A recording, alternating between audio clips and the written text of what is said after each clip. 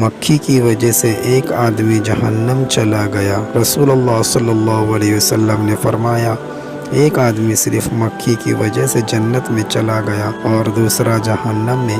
صحابہ نے عرض کیا، یا رسول اللہ صلی اللہ علیہ وسلم وہ کیسے؟ نبی اکرم صلی اللہ علیہ وسلم نے فرمایا، دو آدمی ایک قبیلے کے پاس سے گزرے۔ اس قبیلے کا ایک بت تھا جس پر چڑھاوا چڑھائے بغیر کوئی آدمی وہاں سے نہیں گزر سکتا تھا۔ چنانچہ ان میں سے ایک شخص سے کہا گیا کہ اس بت پر چڑھاوا چڑھاؤ۔ اس نے کہا کہ میرے پاس ایسی کوئی چیز نہیں۔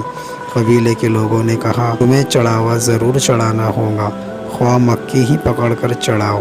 مسافر نے مکھی پکڑی اور بت کو نذر کر دی۔ لوگوں نے اسے جانے دیا، چنانچہ وہ اس چڑھاوے کی وجہ سے جہنم میں چلا گیا۔